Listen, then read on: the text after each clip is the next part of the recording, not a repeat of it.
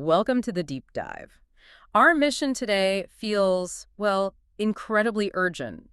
We're trying to navigate the extreme volatility that federal employees are facing right this minute. Yeah. It's a tough situation. We're looking at sources detailing really a dual crisis. You've got a government shutdown happening now, and these unprecedented threats of mass firings coming from the White House. It's created this critical, very small window of time for federal workers to try and secure their benefits. Okay, let's unpack this because it's not your standard budget fight, is it? No, not at all. We're talking about a partial shutdown hitting around 750,000 federal employees. They're either furloughed or, working without pay. And the sticking point seems to be healthcare funding. Yes. Specifically, subsidies for low-income families. That's the current trigger, yes. Yeah. But it feels like there's more underneath. Right. So the core question we really need to answer for you if you're listening and you're a federal employee is, what can you actually do right now to protect your financial future, your medical future, when your job security is just sort of evaporated? Exactly, because this isn't just about missing paychecks, however painful that is. No, this goes way beyond that. It feels like a direct challenge to, well, the whole idea of career civil service stability. That's the key, isn't it? The shutdown pain is temporary, usually, but this time it's paired with this explicit, very public threat from the White House about permanent layoffs.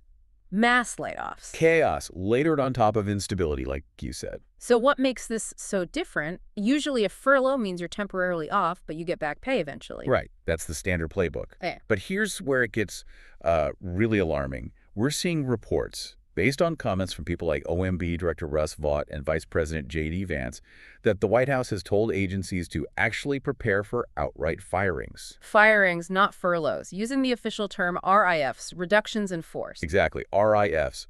And Vought apparently suggested these permanent cuts could start, get this, in the next couple of days if the budget deadlock continues. That's incredibly fast. So who's specifically being targeted here? Is it across the board? Well, the information we've analyzed suggests it's not random.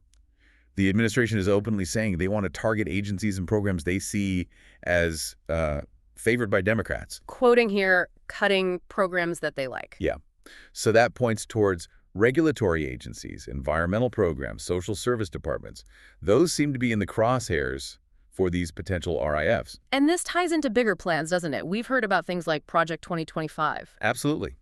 This short-term threat seems to connect directly to those broader, longer-term ideas about fundamentally reshaping and shrinking the federal government. And the mechanism, Schedule F, that keeps coming up. Yes. Schedule F, that's the potential tool they might use. It's an old, controversial executive order concept. We should pause on Schedule F. What would bringing that back actually do? Because it sounds significant. Oh, it's huge. It would fundamentally change the job security for potentially tens of thousands of federal employees. Right now, most career staff, think GS employees, are in the competitive service. They have civil service protections against being fired arbitrarily. Protections they fought for over decades. Right. Schedule F would let the president reclassify potentially up to 50,000 jobs positions involved in policy into a new category, basically an at-will status. Meaning, easy to fire. Easy to fire at any time. No real due process compared to what exists now. It bypasses the standard protections.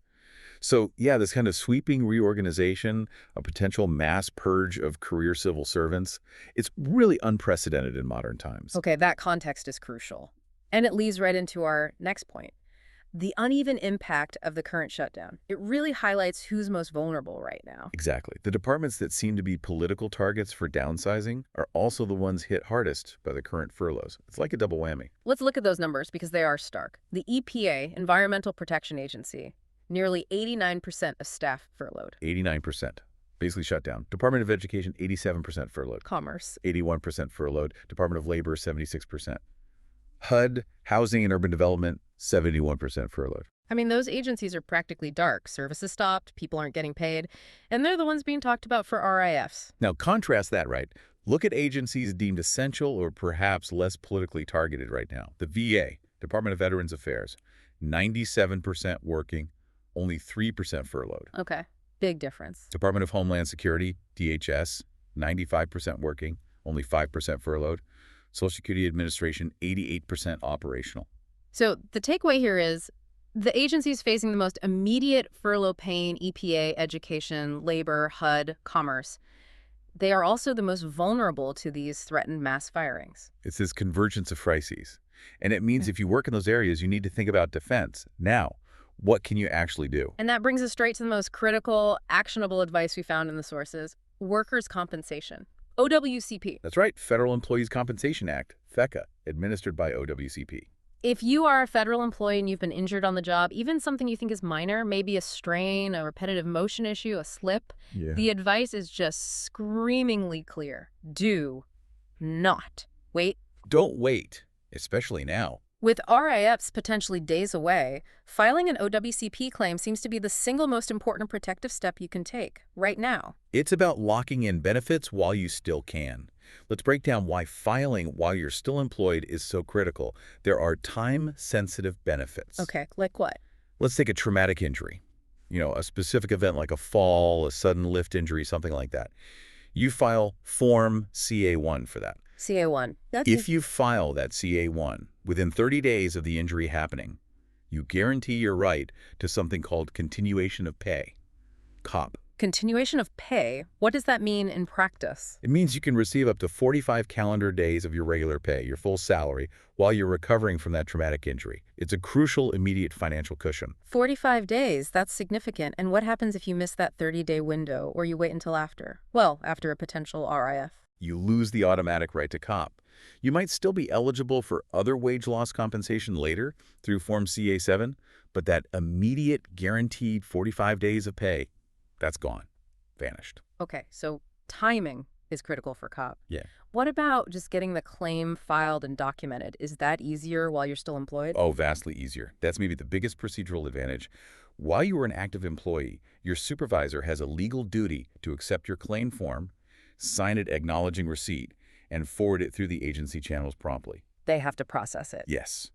It creates an immediate official paper trail. You get your signed CA-1 or your CA-2 for an occupational disease, plus usually an incident report. It's all documented right then and there. And if you wait until after you're terminated? It becomes an uphill battle. Suddenly, you don't have that internal leverage.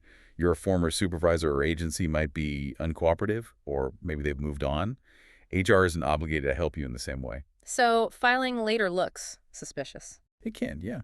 OWCP adjusters might naturally wonder, why is this injury only being reported after the person lost their job? It invites skepticism. Getting a new claim accepted after you've been separated is, according to the sources, much more difficult. You lack agency access, cooperation, and you face increased scrutiny. Okay, so filing now gives you COP access and smoother processing. But let's talk about the really big picture here, the lifetime protection aspect. This sounds almost too good to be true. It's probably the most powerful reason to act now. Once OWCP formally accepts your claim, meaning they agree the injury or condition is work-related, that specific condition is essentially covered for the rest of your life under FECA. For life. Even if you leave federal service later, retire, get another job. Yes. An accepted OWCP claim, as the sources put it, is never really closed. It might go dormant if you recover and don't need treatment for years, but the government's liability for that specific condition remains. So if that old work injury flares up 10, 20 years down the road? You could potentially reopen the claim with supporting medical evidence showing it's related to the original accepted injury, and the federal government remains responsible for the related medical treatment. So for someone facing a possible RIF today, filing an OWCP claim now for a legitimate work injury is like locking in a permanent insurance policy for that specific condition. That's a great way to put it. It's an insurance policy that never expires, specifically for that injury and its consequences. You secure that lifetime coverage before you potentially lose your job and your leverage. And the flip side is grim. If you are fired before your claim is filed or accepted, you could be left with a work-related medical condition and potentially zero federal coverage for it. Making it entirely your personal financial problem, right when you're probably least able to handle it, having just lost your income. Yeah. The stakes are incredibly high. Let's make this real. The sources had some cautionary tales, didn't they? Examples of what happens when people delay. They did. Yeah. Really sobering examples. Think about John, a postal carrier mentioned in the materials. He had a fall on the job, a clear traumatic injury. Okay. But he sort of brushed it off, didn't think it was bad enough to file the CA-1 right away. Then boom, he gets caught in a mass RIF, laid off. And then? Shortly after being laid off, his back gets much worse. Turns out he needed surgery for a ruptured disc, likely from that fall. He tries to file his OWCP claim after termination. But he didn't have the initial report. Exactly. No immediate accident report, Yeah. couldn't easily get his former supervisor to sign off or verify the injury details from way back. OWCP denied the claim. Wow. So the result for John. No workers' income support, no federal coverage for his surgery, which was clearly work-related. He ended up having to drain his retirement savings to pay for it. Devastating. Okay, that's a traumatic injury example. What about occupational disease, the slower developing kind? Right. There was Lisa, a TSA officer. She developed a shoulder injury over time from the repetitive nature of her work. That's an occupational disease, filed on a CA2 form. Did she file promptly? No, she delayed. Apparently, management kind of discouraged filing, suggested it was a hassle. Yeah. So she put it off. Then her position was eliminated in a reorganization. She was terminated. And then she tried to file the CA2. Yes, after termination. But again, problems.